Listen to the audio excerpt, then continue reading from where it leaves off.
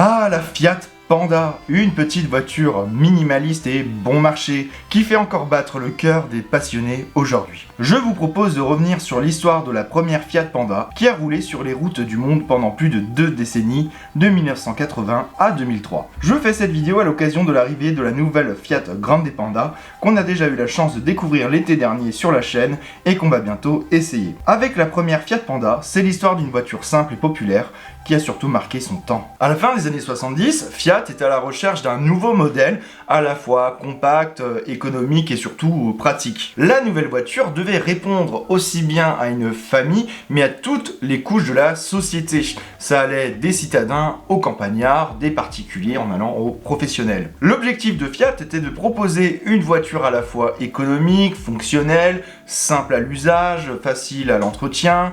Enfin, voilà, une voiture qui ne coûtait finalement pas une fortune à l'achat ou encore à l'entretien. Et surtout, cette nouvelle voiture devait prendre la suite des vieillissantes et antiques Fiat 126 et 127. D'ailleurs, l'objectif de Fiat était aussi de mettre en déroute les constructeurs européens avec leur modèle entrée de gamme. Donc, on peut citer facilement Renault 4 ou encore Citroën 2 chevaux, qui étaient déjà dans les années 80 des modèles plutôt anciens. Et c'est donc dans ce contexte qu'en 1980, voit le jour la Fiat Panda, et elle est intégralement dessinée et conçue par le designer italien Giorgetto Giugiaro. Le designer italien, on le connaît plutôt bien, Giugiaro n'est pas un inconnu puisqu'il est déjà le fondateur d'Ital Design et on lui doit énormément de véhicules qu'on apprécie ou qu'on a connus ou côtoyés au quotidien. On peut déjà citer Volkswagen Golf, dont je vous ai raconté l'histoire, lien en description comme toujours, la Lancia Delta de première génération, l'Alfa Romeo Giulia GT, la GTV, l'Alfa Sud et même chose vidéo en description. Chez Fiat, on le remercie aussi pour la Uno, la Punto, la Grande Punto, mais aussi pour les horribles Chroma et Sedici. Flûte, il n'était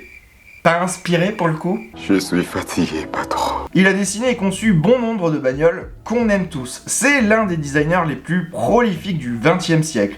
C'est simple, parmi toutes ses créations, allant de la citadine à la compacte ou encore au supercar, celle dont il est le plus fier, c'est la toute simple petite Fiat Panda. Ah oui. Alors notre homme est plutôt humble parce que pour lui la Fiat Panda, c'est un peu la 2 chevaux à l'italienne, c'est un peu la Renault 4 des temps modernes si vous préférez. Et ça, il en est particulièrement fier. Est-ce qu'il est le patron?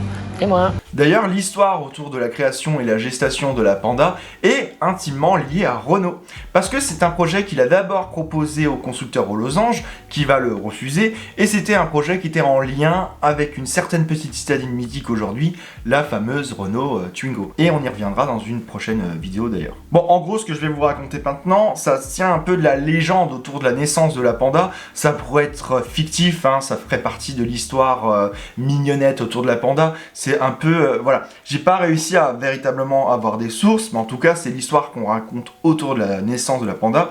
En gros, Giugiaro était en vacances dans sa maison de Sardaigne, à l'été 74-75, quand il a conçu la Panda. Alors nous, quand on est en vacances, on pense tous à la farniente, au barbecue, à l'apéro.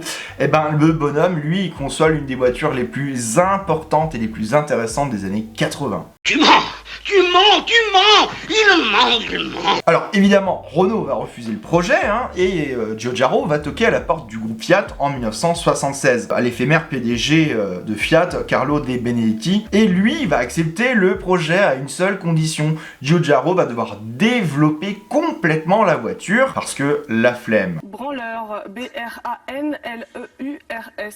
D'ailleurs, la Fiat Panda, c'est la première Fiat tout court à être confiée à un prestataire extérieur et c'est la première d'une riche collaboration entre le groupe Fiat et Giorgetto. Alors, pour la petite histoire, la Fiat Panda a failli ne pas voir le jour parce que la voiture est prête à l'été 1979, sauf qu'entre-temps, De Benedetti quitte ses fonctions et il est remplacé par Vittorio Guidella, un homme qu'on connaît bien parce que je vous avais aussi déjà raconté l'histoire de la Lancia Y10 et comme toujours, c'est en description. Voilà, n'hésitez pas à voir mes autres vidéos. Notre homme arrive à la tête du constructeur italien et il n'aime absolument pas la Panda. Mais je fais quoi là? Bon alors, maintenant que la voiture est prête, Bon bah, guidez-la, il est pas con, hein, notre homme, hein, il va pas foutre le projet à la poubelle et dire merci Giugiaro, casse-toi. Non, finalement, il va accepter le projet de commercialisation de cette dernière sans trop vraiment y croire, hein. Il est un peu dubitatif autour du succès de la Panda. Bon alors, on va arriver à la partie la plus calorique de la vidéo, donc préparez-vous parce que j'ai pas mal de choses à dire et qu'on est sur une voiture, vous savez, ce genre de voiture hyper intéressante et on est ravis d'en parler. Le design de la Panda, bien que minimaliste, était ingénieux et il y a une raison. Le géant italien impose une seule règle aux designers italiens, elle doit être conçue à l'économie pour être vendue à un prix bas. Un défi relevé haut la main par Giugiaro, la voiture sera bon marché, économique et surtout fonctionnelle. La petite Fiat Panda, elle réussit un exploit, c'est d'avoir le même prix de fabrication que l'antique Fiat 126. Tout ça grâce à une conception très intelligente de notre homme. Donc c'est assez simple, je vais vous lister tout ce qu'a fait Giugiaro sur la voiture. On est parti. On limite les habillages, on supprime le superflu, les éléments de la structure participent à l'esthétique de la voiture, les éléments de la carrosserie sont les plus simples possibles pour être le plus facile à emboutir et faire des économies. On retrouve de grands pare-chocs pour la vie citadine, mais aussi pour les petits chemins de terre. D'ailleurs, les premiers exemplaires affichent un insert latéral qui n'est pas fait en plastique. Non, c'est un trompe-l'œil, c'est tout simplement de la peinture. Enfin, le vitrage est complètement plat pour faire des économies. Le design global de la voiture n'affiche aucune exubérance ou excentricité. Tout est absolument rationnel. En plus, la petite voiture italienne, elle est extrêmement compacte, elle est longue de seulement 3,38 m de long et elle peut accueillir jusqu'à 5 passagers.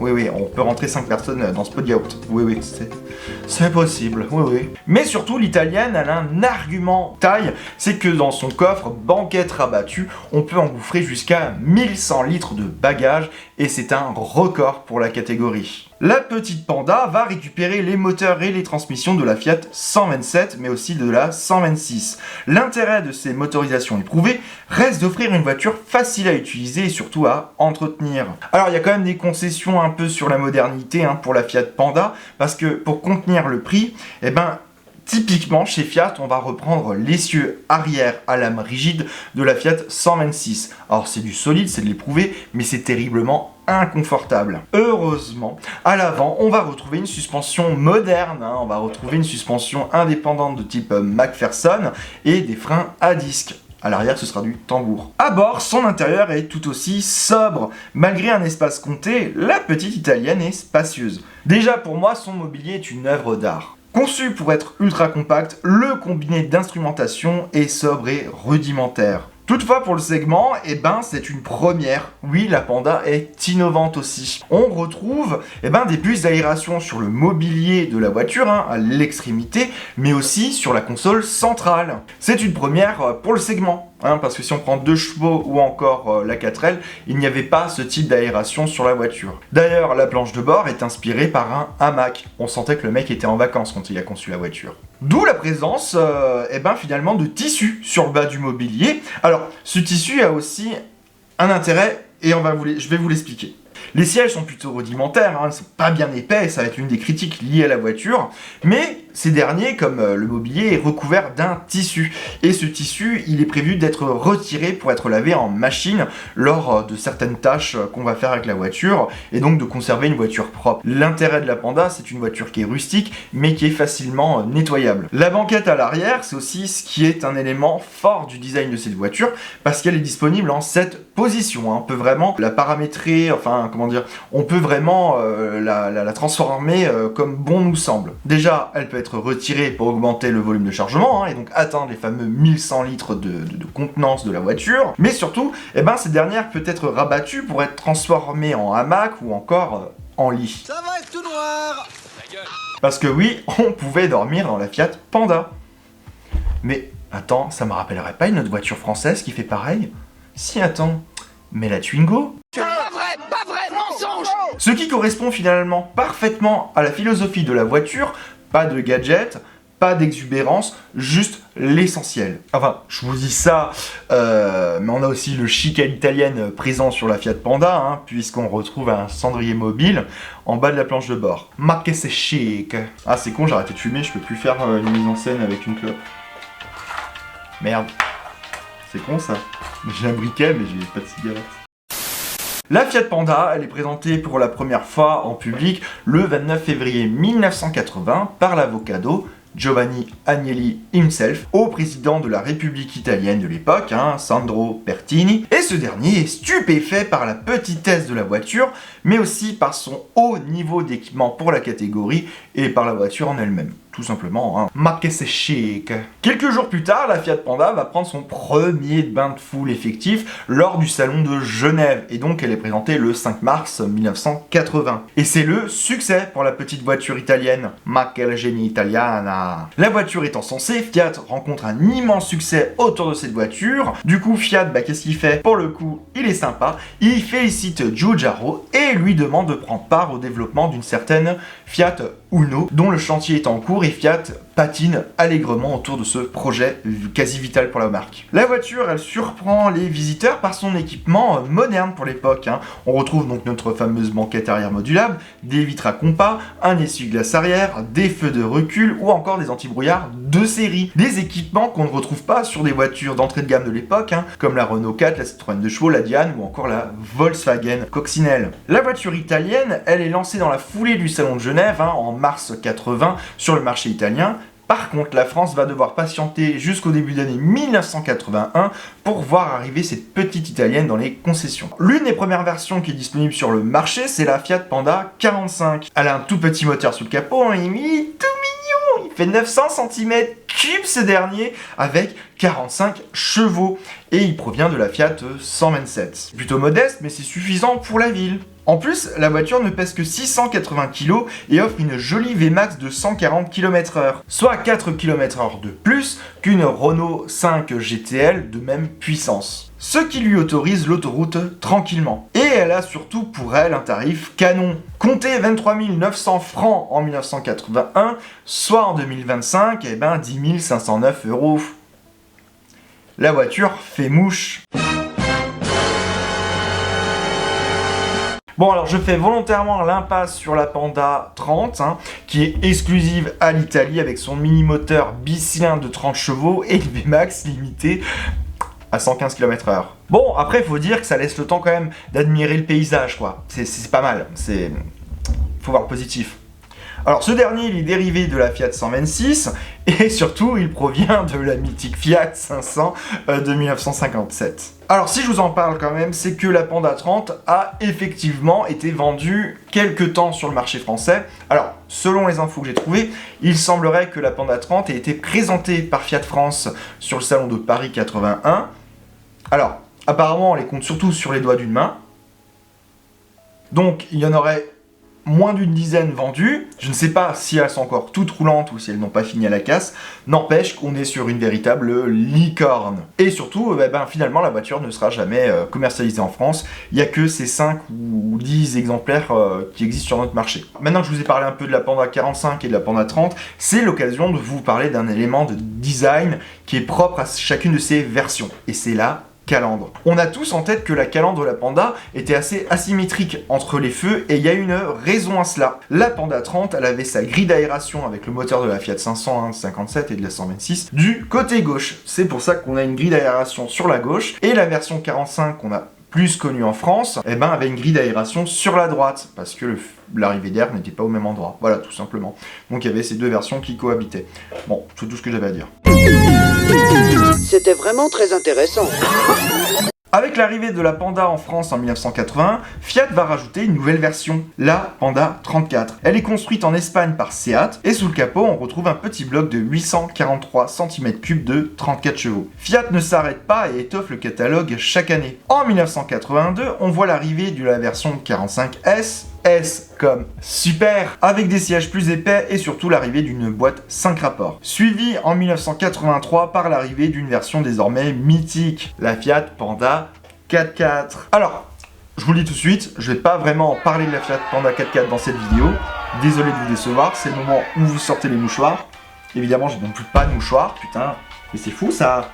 J'ai rien prévu pour ce tournage. Parce que son histoire finalement de la Panda 4x4, elle est tout aussi intéressante et complète que la Panda civile. Et j'ai peur que la vidéo soit beaucoup trop longue. Voilà un peu. Mais je vais vous donner quand même quelques petites infos croustillantes à son sujet. Bah déjà, c'est elle qui participe à faire de la Panda une petite voiture mythique et bâtir sa légende, notamment dans les zones rurales et montagneuses. Je dis rural bizarre. Dans les zones rurales et montagneuses. Je vous le dis plusieurs fois comme ça... Alors, la Fiat Panda 4x4, elle est bâtie en collaboration avec l'Autrichien Ster Pusch. Oh, je l'ai dit, j'ai réussi du premier coup à le dire. Waouh! Et elle devient particulièrement populaire car il s'agit tout simplement de la toute première citadine à être dotée d'un système de transmission intégrale. En 1986, la petite Fiat profite d'un gros facelift qui concerne principalement la face avant. La calandre de la version 45S est généralisée à toutes les versions. Les boucliers sont nouveaux, de vraies protections latérales en plastique sont installées et non plus peintes. Et enfin, l'essieu arrière à lame antique part à la poubelle pour un complexe système à ressort hélicoïdaux dit Omega. Gage d'un plus grand confort, et l'intérieur n'est pas en reste puisqu'il est aussi revu par petites touches. Sous le capot, la petite Panda, elle fait sa révolution puisqu'elle abandonne ses moteurs un peu anciens pour les nouveaux moteurs Fire. Désormais mythiques, ces derniers ont été inaugurés par la Lancia Y10 en 1985. Les blocs changent mais pas les puissances qui restent plafonnées à 34 chevaux pour la 750 et 45 chevaux pour la 1000. La Panda est désormais disponible en deux versions. L'entrée de gamme constituée par la CL qui est d'office livrée avec la boîte 4 rapports, et pour ceux qui veulent du moderne avec une boîte 5, eh bien ils se tourneront vers les versions S. Et c'est cette dernière qui va assurer le gros des ventes. Faut dire qu'une boîte 5 à cette époque, c'était une révolution, surtout sur une mini citadine. En Italie, on retrouve même une version diesel, c'est un petit moteur 1300 cm3 qui développe 37 chevaux. Cette version ne sera jamais distribuée en France. Alors la Panda, elle va vivre un peu sa petite vie tranquille jusqu'en 1991, sans grosse évolution, et c'est cette même année qu'elle va profiter d'une nouvelle cure de jouvence. Cette fois-ci, Fiat va modifier la suspension, l'équipement, la calandre, et surtout va retravailler l'insonorisation de la voiture. En 1992, en plus des versions CL et S, le constructeur turinois va proposer la version Selecta. Et cette dernière, c'est une boîte automatique, une transmission à variation continue, autrement dit une CVT. Elle est compatible avec le nouveau petit Fire 1100 qui développe 54 chevaux. La marque ajoute surtout une nouvelle finition à la fois chic et choc, la CLX. Alors cette version ferait faire un AVC à une Mercedes avec son équipement extrêmement haut de gamme. On retrouve des vitres teintées et surtout électriques, sans oublier la sublime sellerie façon tissu écossais. Bon, et c'est à peu près tout, n'en demandez pas plus. Et la CLX est aussi disponible avec la version 4x4. En 1993, c'est le drame à cause de la catalyse. Fiat fait disparaître tous les blocs au profit d'un seul et antique moteur qui revient, le 899 cm3 de 39 chevaux. Et c'est contre nature. Et ce petit moteur antique restera seul au catalogue jusqu'en 2001. Je mens peut-être un peu, parce qu'il reste la version Selecta avec le Fire 1100, mais bon, c'est la version Selecta, donc en CVT. C'est nul! En toute fin de carrière, donc on est en 2001, le petit 899 cm3, il va enfin prendre sa retraite, et il va être remplacé par le Fire 1100 de 54 chevaux en boîte manuelle. Alléluia. Bon, la Fiat Panda, c'est pas juste la voiture de tous les jours, la voiture basique pour aller d'un point A à un point B. C'est aussi une voiture dont Fiat va faire évoluer l'offre avec le temps, puisqu'on retrouve un nombre innombrable de séries limitées qui vont perpétuer un peu l'intérêt des acheteurs et qui va en faire une voiture populaire auprès d'un public assez jeune et dynamique. Alors, de toutes les versions limitées de la Panda, il y en a eu des pelles, donc ne comptez pas sur moi pour les citer. Par contre, je vous ai fait quand même une petite sélection des versions qui pour moi représentent un digne intérêt d'en parler dans cette vidéo. Et on commence tout de suite avec la version Malicia et son intérieur qui rendrait jaloux un char de la Gay Pride. Et c'est contre nature. On peut ensuite continuer avec la rare version Country Club, uniquement disponible avec la version 4x4. Et nous terminons enfin notre top 3 avec la Shopping FM, enfant d'une 4L parisienne et d'une Panda. Abonnez-vous. Le succès de la Fiat Panda ne s'est pas fait attendre. En Europe, la Panda a rapidement séduit un public large grâce à son excellent rapport qualité-prix et sa polyvalence. La Panda, c'est plus de 4,5 millions d'exemplaires produits entre 1980 et 2003, auquel il faut quand même rajouter un petit million, voilà, tout ça, tout petit, de véhicules produits en Espagne. Ça fait quand même un total de 5 550 938 Panda en 23 ans, ce qui en fait l'un des plus gros succès commerciaux de Fiat de toute son histoire. Rien que ça. Alors, en toute fin de carrière, la Panda va revoir un peu sa gamme, puisque la nouvelle arrive, et on retrouve uniquement deux versions, la Young en entrée de gamme et la Hobby en haut de gamme. Finalement, la Panda, c'est devenu un peu un phénomène culturel. Elle a été adoptée par les jeunes, les familles, par les agriculteurs. Toutes les couches de la société ont vraiment beaucoup apprécié sa simplicité et son côté pratique. Bon alors, j'arrive un peu au terme de la vidéo, mais je pense, vous parler d'une version qu'on a assez connue en France et qui finalement aujourd'hui est tombée dans l'oubli. Je parle évidemment de la cousine, la sœur jumelle espagnole, la Seat Marbella. La quoi? La Seat Marbella est la sœur jumelle de la Fiat Panda et elle est dédiée au marché espagnol. Ce qui est quand même un peu l'origine même de l'histoire de Seat, vous en conviendrez. La marque ibérique fabrique sous licence différents modèles de la firme Fiat, dont la Panda en version 34. Et mine de rien, c'est l'un des derniers succès de Seat sous l'ère Fiat, et la petite voiture s'est beaucoup vendue en France et en Allemagne, notamment grâce à des raisons fiscales. Alors, avant de me foutre au bûcher, parce que je vous vois venir, la Seat a été produite de 1981 à 1986, et elle se nommait sobrement Seat Panda. C'est qu'après qu'elle devient Marbella, et voici pourquoi. En gros, Fiat cesse sa collaboration avec l'État espagnol et vend 67% de ses parts qu'il détient dans Seat. Le constructeur espagnol arrive à conserver la Panda dans son catalogue, il va la retoucher et la baptiser Marbella, afin d'éviter d'avoir des poursuites avec Fiat pour contrefaçon. Alors, c'est aussi le cas pour la Seat 127 qui va devenir la Fura, ou encore la Fiat Ritmo qui deviendra Seat Honda. Sous le capot, la Marbella conserve ses moteurs Fiat sans aucune modification, et ce, malgré le rachat par l'allemand Volkswagen. Bon, en 2003, après 23 ans de production, Fiat va décider de faire un drame, un crime contre les amateurs de la Panda. Il va mettre fin à la production de la petite italienne. La première Fiat Panda, avec son design finalement intemporel, son caractère unique, elle restera gravée dans nos mémoires. Même 20 ans après son arrêt, on se rappelle tous de cette inimitable petite italienne. Alors, pour une voiture sans prétention, c'est quand même finalement une réussite. Alors là, en 2003, la deuxième génération de Panda arrive. C'est un modèle beaucoup plus moderne qui reprend un peu la même recette, si ce n'est qu'elle rajoute deux portes à l'arrière pour être plus pratique. Mais l'esprit de la Panda originelle, pour moi, est quand même conservé. Cette Panda de deuxième génération, rencontre quand même un joli succès. Alors, juste un petit mot quand même sur la seconde génération. Vous n'êtes pas sans ignorer qu'à la base, elle devait se nommer Jingo. Avec les menaces de Renault de faire un procès, la prononciation était un peu trop forte avec la Twingo, Fiat va rebaptiser en urgence la voiture et il va ressortir le patronyme Panda. C'est d'ailleurs un choix plutôt intelligent puisqu'aujourd'hui la Panda est une marque de fabrique pour Fiat. Bon, on en revient à la nouvelle version de 2023, la Grande Panda. Si cette petite Fiat a toujours évolué, je trouve que son ADN reste fidèle à celui de son ancêtre.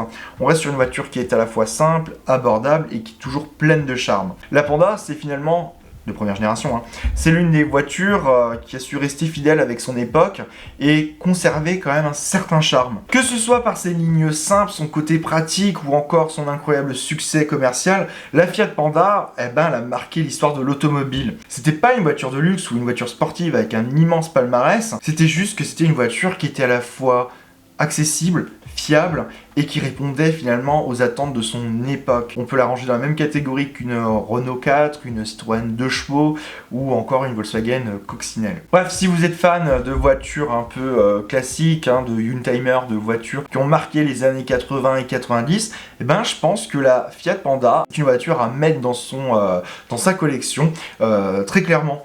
Surtout que la cote commence à s'envoler pour la Panda, certaines Panda 4x4 sont facilement intouchables. J'ai vu qu'il y a quelques années, aux enchères, une version 4x4 est partie pour plus de 15 000 €. Combien? Bon, alors je vous rassure, on arrive à trouver des pandas, alors à remettre en état évidemment, pour moins de 2000 €. Bref, attention, parce que les premiers exemplaires jusqu'en 86 rouillent facilement, donc c'est les versions les plus rares. Ensuite, je vous conseillerais plutôt les séries 2 de 86 à 91 et pourquoi pas quelque chose de fiable avec les versions d'après 91, même si après 93 on se tape le moteur un peu anémique et surtout antique, qui a moins de charme que les premières versions. Après, je peux vous conseiller aussi le Fire 1100 parce que moi je l'ai eu et je peux vous dire que ça a été l'un des meilleurs moteurs que j'ai conduit de ma vie. C'était pétillant, économe et qu'est-ce que c'était amusant à conduire. Bref, je vais pas m'étaler plus sur le sujet. N'hésitez pas à me dire ce que vous pensez de la Panda. Est-ce que c'est une voiture que vous aimez? Est-ce que c'est une voiture que vous détestez? Quelle version vous préférez de la Panda? N'hésitez pas à liker la vidéo si ça vous a plu, de vous abonner, de partager la vidéo auprès d'un fan de Panda. Forcément. Parce que s'il est fan de DS, je vois pas le rapport. Bon allez, je vous dis à très bientôt pour de nouvelles aventures à 4 roues. C'était Guillaume, prenez soin de vous, et c'est ciao.